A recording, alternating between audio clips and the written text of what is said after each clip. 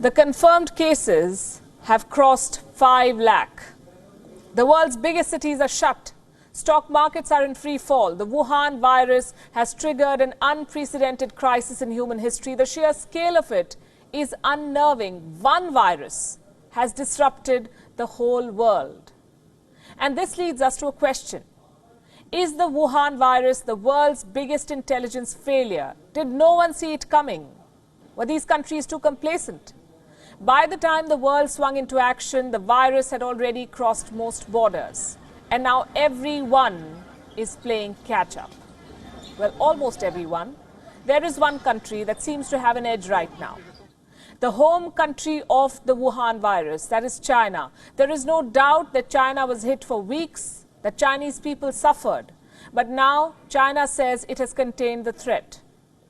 So it's closing down borders and opening up businesses. Fewer cases are being reported. Factories are up and running again. Businesses will take time to revive, but they have made a start. Companies are being encouraged to make coronavirus supplies. They're making equipment other countries might need to fight the outbreak. Gloves, masks, personal protection equipment, even ventilators. So first China put the world in ICU, and now it is selling them ventilators. Is China profiting from this outbreak? As I said, the people of China have gone through unspeakable misery. Thousands have died, they've suffered. But big business and the government now stands to gain in China. And if this sounds too sinister a plot, look at this. This is a book written in 1999, and this could offer clues into the Chinese mindset. It's called Unrestricted Warfare, China's Master Plan to Destroy America. It's a book on military strategy. It was written by two Chinese generals, Qiao Liang and Wang Xiangzu. The book makes an argument. It says that China cannot defeat America in a direct military confrontation, but it can leverage its economic prowess to leave the Americans behind. Now, the book's assessment has some eerie similarities with the present situation. It is being quoted by conspiracy theorists. They claim that amid this coronavirus crisis, Beijing is executing its world domination plan. On this show, we do not go by conspiracy theories to make our assessments, so we set out to look for the facts. What we found was most interesting, and we have that for you tonight. Let's first talk about the situation in China. What is happening in China right now? Restaurants, zoos, even the Great Wall is open to tourists. Not foreign tourists, because they may bring back the virus, but the Chinese are out and about. As we say in television, they're moving towards normalcy. Restrictions are being lifted, factories are coming back online, businesses have resumed in many parts of China. At this rate, China's businesses will be up and running in a few weeks, not without government help. Like most countries, China too has announced a relief package to revive the economy. Communicated the figure of a totality of 344 billion US dollars in terms of mainly fiscal measures. First and foremost, we try to stabilize the Chinese economy, and with the measures we have started to take,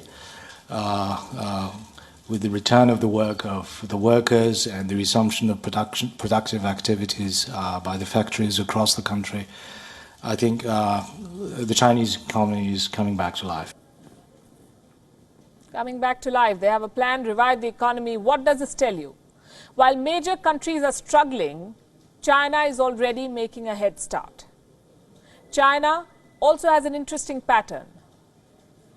Look at this map. This is Wuhan and the rest of China. The coronavirus outbreak in China is what this map details. Now, some of the biggest cities in China were largely insulated from the outbreak. I say this is interesting because while the virus spread and unleashed chaos in the remotest corners of the world, it couldn't do much damage in China's top cities. I'll give you examples with numbers. Let's start with Beijing.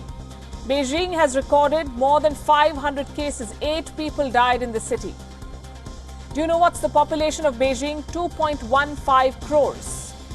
Shanghai reported 468 cases with 5 deaths. Shanghai has a population of 2.4 crores. Among the 10 most densely populated cities in the world, only 5 deaths, less than 500 cases. The point I'm making is that China's financial hubs have largely emerged unscathed from this crisis. They can bounce back quickly. They're boosting business by creating opportunities. What does the world need right now? Personal protection equipment, masks, they're in short supply. Guess who's filling the gap? Chinese companies already at work to supply to the world. According to a report, almost 9,000 new manufacturers started producing masks in China this year. They began business in the first 2 months of 2020. China's daily mask production has crossed 116 million now. Many companies have overseas orders. They're selling outside China. One of the biggest companies is Dawn Polymer. This is a Chinese company. It supplies the fabrics used to make masks. Dawn Polymer has a 40% market share in China. And the value of its shares, the company's shares, has shot up by, listen to this, 417% since January. 417% in 3 months. The holdings of the company's founders now stand at a whopping $1.9 billion. The coronavirus crisis has only meant good news for their business. Here's another example of China creating opportunities from the crisis. Buying out distressed assets. Case in point, Australia. The Scott Morrison government is worried about Chinese companies taking over Australian businesses. Reports say Australia's Foreign Investment Review Board is now gearing up. Why? Because they fear takeover attempts from China. Distressed Australian businesses and assets are on China's radar.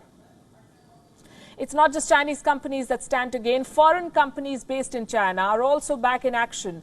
BMW's factories resumed operations in February itself, last month. Fiat Chrysler has also restarted production. Foxconn has resumed work in its mainland China factories. Foxconn manufactures for leading tech giants like Apple and HP. Tesla's factory in China is back online too, reportedly with help from local authorities. Members of the Chinese government allegedly helped Tesla secure key supplies. The Chinese government is going the extra mile to make sure businesses resume operations. In Shanghai, most foreign businesses are back in action. All foreign-funded enterprises have resumed operation, with an 80% employee return rate and a 70% business resumption rate. The overall situation is steadily improving. So while it sounds crass to say that a company or a country profits from a pandemic, these are the bitter facts. China exported a virus to the world. Now the world is sick and China is selling them the balm. And while the world tries to heal, China is already up and running.